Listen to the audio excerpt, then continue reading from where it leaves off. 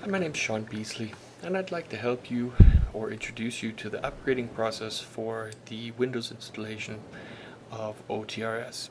The first thing we need to do when upgrading an OTRS installation under Windows is to make our backups. The way I do it is to make a copy of the OTRS directory and place this copy on in a safe location, for example on the desktop.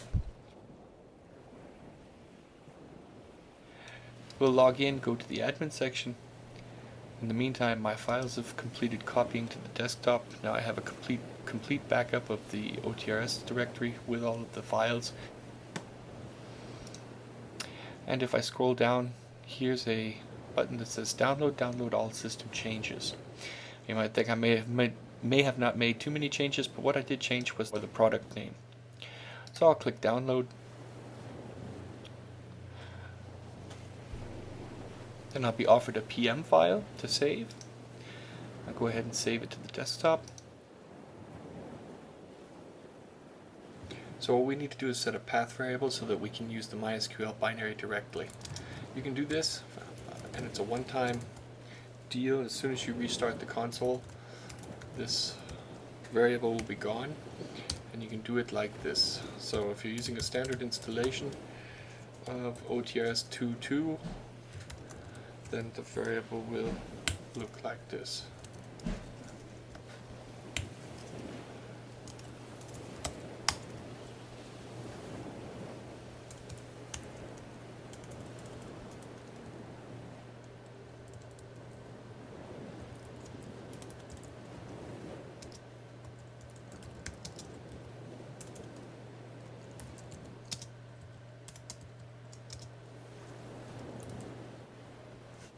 The next step involved in the upgrade is uninstalling the software OTRS. So we'll search for OTRS, we'll remove it,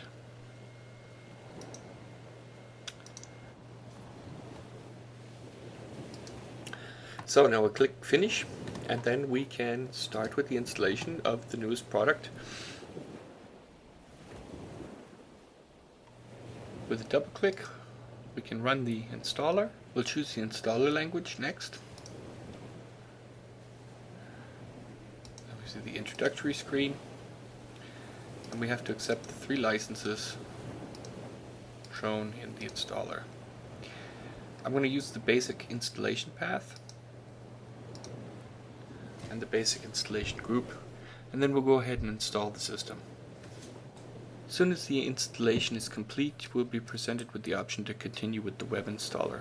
At this point, we don't want to continue with the web installer because we already have an installation that we're trying to migrate. If we did this, then we would create a new database and in the process not be able to run the update scripts. So we're going to remove the continue with web installer, check mark, and click finish. So copy your old config PM into your new installation directory. You'll see the old directory in the $self home. Then we need to edit this with the program files directory. So the new installation, there's a little trick here. You have to use this annotation. So program, and then the tilde, and then the 1. And then the backslash, and here we need to take note of our database user and database password for the next step. Here we have database user as OTRS, the database password is test, and then we save this file, making sure that it's saved to the proper file name. So let's set the path variables that we can use the MySQL and Perl binaries directly from the command line. As soon as you close or exit the terminal, this variable will then be reset to the standard system variables that you have. So this is a one-time deal.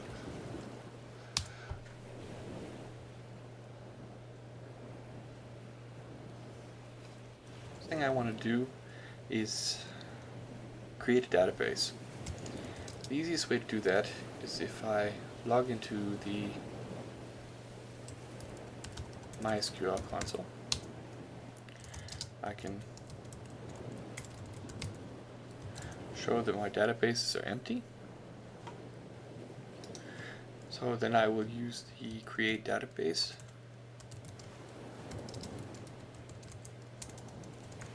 statement.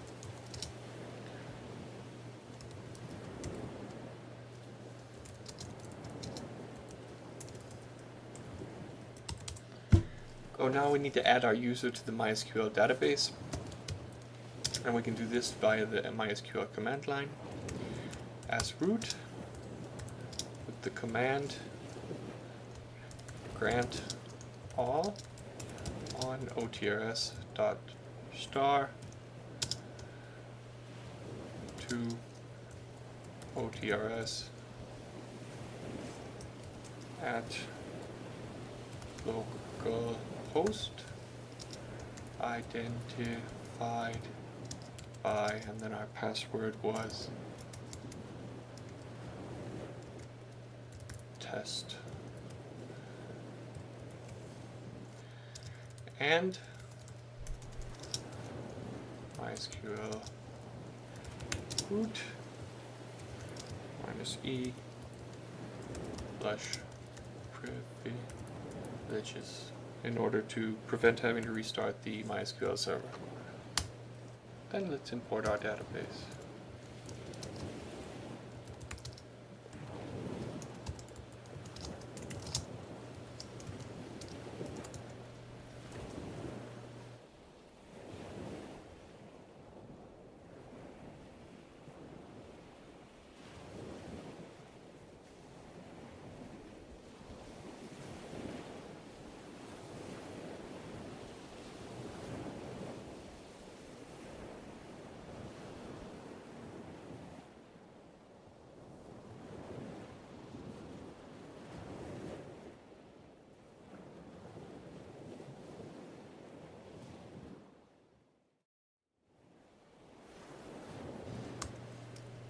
Once we've done that, then we have easy access to our scripts, and we can start doing the update process one after the other. So we'll start with db update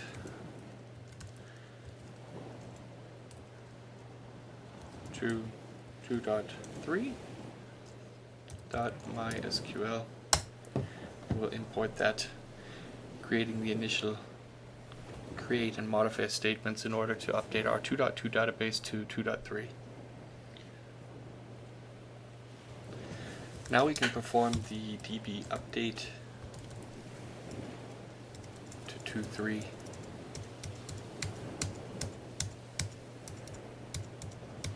PL.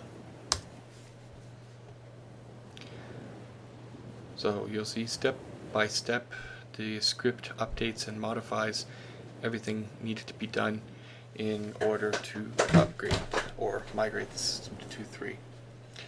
The next step is to do the post on the data for the 2.3.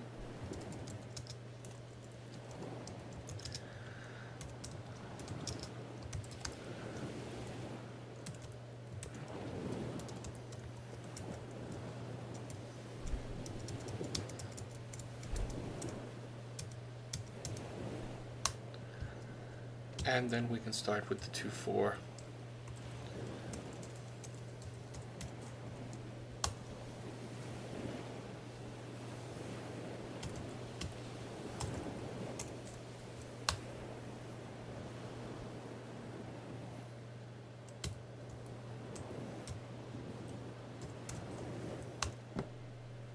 So we've done everything we needed to do. Our services are running. The last thing we need to do is log into our system and update our changes from our sysconfig backup, our saved password. And the initial login will take a moment. And we'll go to our admin, go to our sysconfig. See, we still have the product name OTRS. So we'll go to load settings. You'll notice if there's been no changes, then the download settings is not going to be available. Then we'll select our file and click upload. And as soon as the system reloads, you'll see that my setting, my demo system, is back. So I hope you enjoyed this tutorial, and I hope you have fun with OTRS 2.4 and have a successful and a safe upgrade. Thank you.